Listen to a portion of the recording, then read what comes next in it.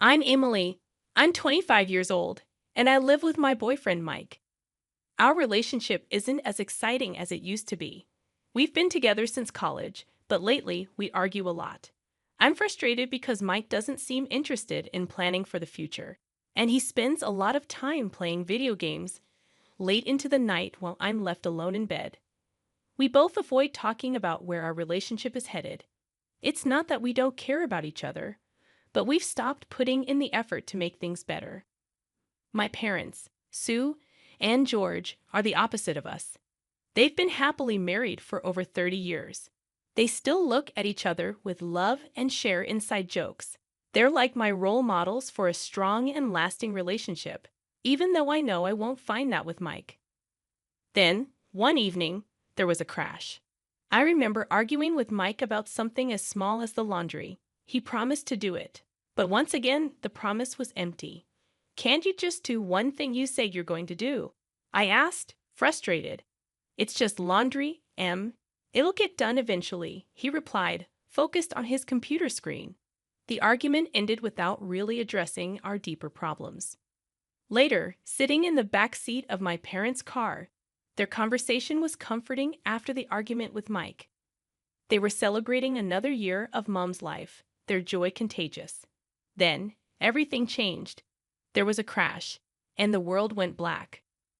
When I woke up, I was in a hospital, surrounded by the sterile smell and the constant beeping of machines. The doctor's words were cold but clear. My parents didn't make it, and there was a chance I might never walk again.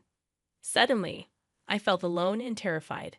Mike, the man I argued with about laundry, was now my only link to my life before the crash. As the reality of my parents' death and the possibility of being paralyzed sank in, I felt a deep despair. The future that once seemed full of possibilities now felt bleak. In the hospital room, time felt strange, both too fast and too slow. Then Mike walked in with his parents, Janet and Bob. The atmosphere was heavy with sadness. Mike sat by my bed, holding my hand quietly, his usual confidence gone. His parents stood by the door, worried and uncertain. "Hey, Em," Mike began, his voice barely a whisper. "I've been doing a lot of thinking about us." "Yeah, thinking," I echoed, my voice flat, unsure of what he was getting at. "All of this, it's made me see how short life can be," he continued, his eyes meeting mine with an emotion I couldn't quite figure out. "I don't want to wait for the perfect moment anymore, because it might never come." I wanted to ask him what he meant, but the words stuck in my throat. "What I'm trying to say is, will you marry me, Emily?" His question hung in the air, heavy and unexpected. It was the last thing I thought I'd hear, especially now. I looked at his face, searching for a sign of the impulsive Mike I knew, the one who acted first and thought later, but all I saw was sincerity. His mother, Janet, stepped forward, her hands clasped together. "We want you to be a part of our family, Emily. We'll take care of you." "It's not out of pity," Bob, his father, added quickly. "It's because we love you and want to support Mike in taking the step." I was stunned, my mind racing. This was unexpected, maybe even a little reckless, but it was a lifeline nonetheless. I looked at Mike again, really looked at him. I saw not just my sometimes immature boyfriend, but a man offering his support in the most uncertain time of my life. "Mike, my voice trailed off as I tried to gather my thoughts. "It's okay, Em, you don't have to decide right now," he said, his thumb rubbing circles on the back of my hand. I thought about my parents, about the unwavering love and support they had always shown me. Wasn't this what they would have wanted for me? To be loved and cared for, no matter what. "Mike, I don't know what the future holds for us, but yes," I found myself saying, the word stronger than I felt. "Yes, I'll marry you." A smile, the first genuine one I'd seen in days, spread across Mike's face. Janet let out a soft sob, covering her mouth with her hand, and even Bob's eyes glistened with unshed tears. Moving into my parents' house with Mike should have been a fresh start, a new chapter. But everywhere, I looked around and saw memories of my parents everywhere. I thought having Mike with me would help fill some of the empty spaces, But I soon realized his presence reminded me of what was missing, rather than replacing it. In the beginning, Mike was attentive, always checking on me and making sure I had everything I needed. But as time went on, he started spending more time on his computer, shutting me out. One evening, I found him staring at his screen in the kitchen. "Mike, have you thought about looking for a new job?" I asked, trying to keep it light. "The insurance won't cover everything, and the bills are starting to pile up." He didn't look away from the screen. "I told you, I'm taking care of you now. That's my job." "But I can take care of myself during the day," I pushed back, feeling frustrated. "You don't need to be here all the time." Finally, he turned to face me, looking irritated. "What do you want from me, Em? I'm here, aren't I?" His tone caught me off guard. "Being physically here isn't the same as being present, Mike. I need a partner, not just a roommate." He stood up abruptly, his chair scraping against the tile. "You know what, Em? Maybe I need more than this too. Maybe I wasn't cut out to be a nurse." His words stung, and I watched him storm out, slamming the door behind him. I was left alone in the silence of the kitchen, the weight of his words settling around me. That night, as I lay in bed, I couldn't help but think about how quickly our honeymoon period had ended. The vows we had taken felt like they were from another lifetime. The Mike who had promised to be by my side in sickness and in health seemed like a stranger now. As the weeks dragged on, his absences grew longer, and the excuses more flimsy. He was either out with friends or lost in a digital world that didn't seem to have room for me. I felt like an obstacle in his life, a burden he hadn't anticipated. One particularly tough day, when the pain was bad and the house felt more like a mausoleum than a home, I heard the front door open. Expecting Mike, I called out, "Is that you?" "Yeah, it's me," he replied, his voice distant. "I'm just grabbing a few things, then I'm heading out again." "Went out with friends?" I asked, trying to mask the hurt in my voice. He paused, keys in hand, and sighed. I need some space, okay? It's not easy for me either, all this." I nodded, biting back tears. "I know. I just thought we could maybe spend some time together, like we used to." He shrugged, avoiding my eyes. "Maybe when things settle down a bit." I gotta go. The house felt emptier with each passing day, filled with silence and the ghost of better times. It wasn't just Mike's absence or the silence left in the wake of my parents' voices. It was the small things that started to go missing, like a vase my mother loved or a painting that used to hang in the hallway. I first noticed it when I was trying to distract myself with memories. As I wheeled myself into the living room, intent on looking through the photo albums. As my eyes scanned the room, they fell on the bare patch of wall where the painting had been. Confusion furrowed my brow. "Mike?" I called out, unsure when he had last gone out. There was no answer, and the emptiness of the house seemed to echo back at me. That evening, when Mike returned, I asked him, "Have you seen the landscape painting that used to be in the hallway?" He barely glanced up from his phone. "Oh, that old thing. Yeah, it was getting dusty, and I figured we could use the space for something else." Something about his casual dismissal didn't sit right with me. "But it was my mom's favorite," I said, a tremor of unease in my voice. He shrugged, his attention still half on his screen. "We can get another painting, Em. It's no big deal." But it was a big deal. The items that went missing next were unmistakable, things that had been in my family for years. One afternoon, I caught Janet, Mike's mom, in the act. She was bustling around the living room with a big black garbage bag. "Janet, what are you doing?" I asked, my voice sharp with alarm. She jumped, a guilty flush creeping up her neck. "Oh, just some spring cleaning, dear. This place is cluttered with so many old things." "But those are my things," I protested, my heart rate picking up. There, she cooed, her voice sickly sweet. "We're just making things nicer for you. You'll thank us later." I watched her like a hawk every time she visited after that. But the thefts became sneakier, more calculated. And every time I brought it up, I was met with reassurances that it was all in my best interest. One night, lying in bed, I turned to Mike, who was scrolling through his phone as had become his nighttime ritual. Mike, your parents have been taking things from the house. My things. He didn't look up. Mom's just trying to help, you know. She's got a knack for this stuff. Help. I echoed, disbelief coloring my tone. By taking my parents' belongings? He sighed, finally setting his phone down and turning to face me. Look, Em, they think we should be looking forward, not backward. They're just trying to take some of the load off you. I wanted to scream, to rage against the violation, the disrespect. But I was tired of fighting, tired of questioning my own sanity. This isn't what I want, I whispered, the fight draining out of me. Mike reached over and patted my hand, a gesture that felt more patronizing than comforting. Try to get some sleep, Em. Things will look better in the morning. I couldn't take it anymore and confided in Anna, my closest friend, who was also a massage therapist. She had been helping with my rehabilitation, her visits a rare source of relief. Anna, things are going missing around the house. I confided as she worked on my stiff muscles, and I can't shake the feeling that Mike and his parents are behind it. Anna paused, her hands stilling on my shoulders. Have you talked to Mike about this? But he just brushes it off, says his parents are helping us by decluttering. I said, letting out a hollow laugh. But it's only my family's things that are disappearing.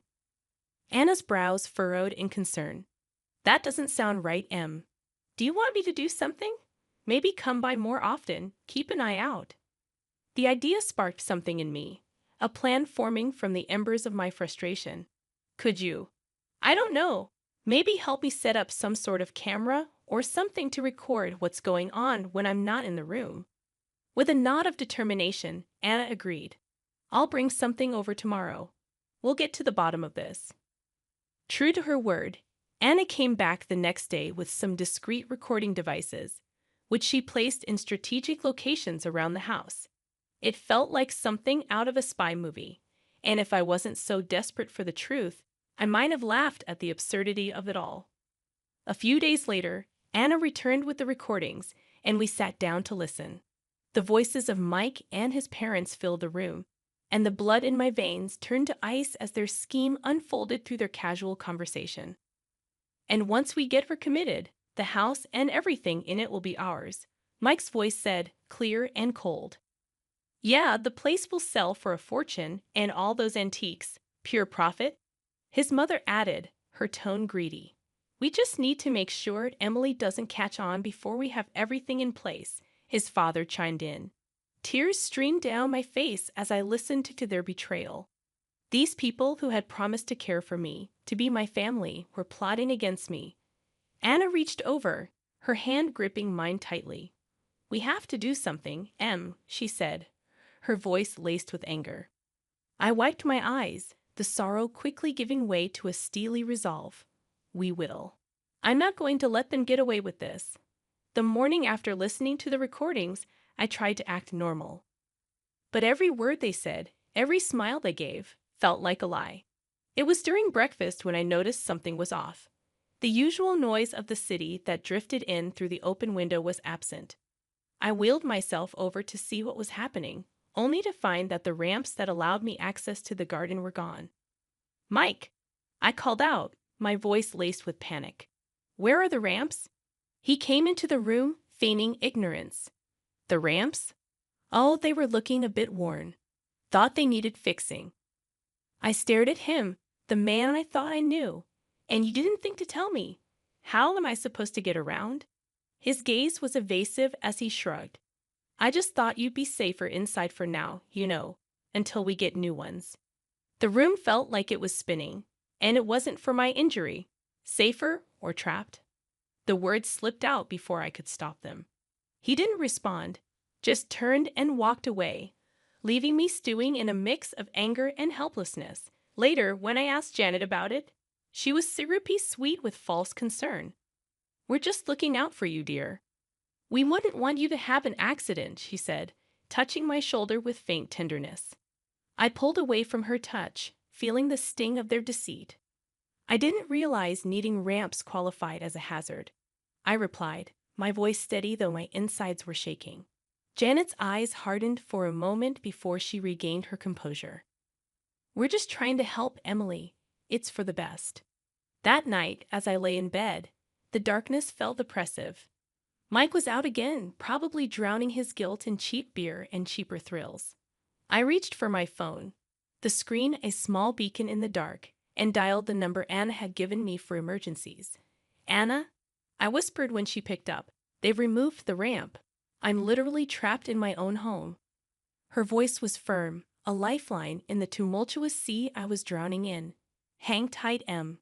I'm going to make some calls. We're going to sort this out." The next day, I was in the kitchen when I heard the doorbell. My heart pounded as I maneuvered towards the entrance. It was Anna, flanked by a man and woman wearing crisp suits and stern expressions. They were from a local disability rights organization, here to assess my living situation. Beside them was my lawyer, Mr. Hammond, clutching a leather briefcase. "Emily, we're here to make things right," Anna said, her determination matching the resolve in my chest. Mr. Hammond stepped forward. "We need to establish the facts first, Emily. I'll need to see the house, check against the inventory of your parents' belongings." As we moved through the house, the representatives from the service took notes, their disapproval clear at the missing ramps and the blatant disregard for my welfare.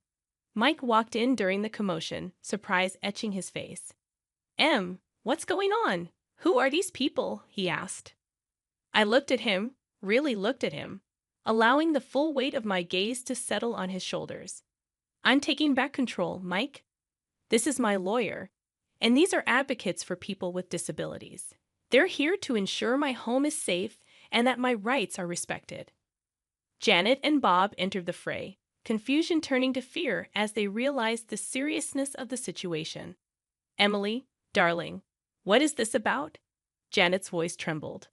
"It's about my rights, my home, and the truth," I said, my voice steady despite the storm raging inside me. "Mr. Hammond is here to confirm the inventory of my inheritance." Mr. Hammond opened his briefcase, pulling out documents and photographs. "We have detailed records of all items bequeathed to Mrs. Harper. It seems several are missing." Bob's face paled. "Now, Emily, I'm sure this is all just a misunderstanding." "There's no misunderstanding," I replied, the recordings Anna had provided playing in my head. "And I have more than just missing items to discuss." Mike's parents looked at each other, the facade of the caring in-laws crumbling before my eyes. Mike stood there silent, the reality of the situation dawning on him. Anna moved closer to me. "We also have evidence of the conversations you've had regarding Emily's property and well-being." The advocates from the Disability Service spoke up. "Removing access to the ramps is a direct violation of Mrs. Harper's rights. We'll be taking action." As Mr. Hammond laid out the evidence of their theft and their plans for my future, I saw the trap I had been in from the outside. But now, the tables had turned. I was no longer the victim in their game. I was the one calling the shots. Mike finally found his voice. "Em, I can explain." But I shook my head. "Say it, Mike? I've heard enough." Janet started to cry, and Bob put an arm around her. But there was no comfort to be found in their deceit. The day of the trial was a culmination of everything I had endured. The courtroom was stark, the air thick with tension. Mike and his parents were on one side, looking nothing like the family that had once promised to care for me. I was on the other, with Anna beside me and Mr. Hammond at the ready with his briefcase of evidence. As the proceedings began, the judge looked down at us from his bench, his gaze lingering on me for a moment. "We are here to examine the evidence regarding the allegations of theft and the premeditated exploitation of Emily Harper," he said. Mr. Hammond presented the recordings, the inventory discrepancies, and testimonies from the disability advocates. The evidence was damning, and Mike's family could do little but squirm under the weight of their own deceit. Janet sobbed quietly, her sobs a soundtrack to the unraveling of their scheme. "We never meant for things to go this far," she whispered when it was her turn to speak. The judge's voice was firm as he addressed them. "You took advantage of a vulnerable person. There's no excuse for your actions." Mike stood, his voice barely audible. I'm sorry, Em. I never wanted to hurt you. I looked at him, the history we shared playing out in a flash before my eyes. Sorry isn't enough, Mike. You chose this path. The gavel came down like the final word on the life I had once known. Mike and his parents were found guilty, reparations were ordered, and they were to have no further contact with me. With the help of Anna and a dedicated team, I started physical therapy. Each small movement was a victory, each step a testament to my resilience. My legs, once lifeless, began to tingle with new strength. One day, as I managed to stand with the help of parallel bars, Anna cheered me on. Look at you, Em. You're doing it. The smile on my face was mirrored in her own. I am, aren't I? The joy bubbled up from a place I thought had been broken beyond repair. And so I moved forward, one day at a time. The house, once a maelstrom of my past life, was slowly transformed back into a home, a sanctuary where I healed and grew stronger.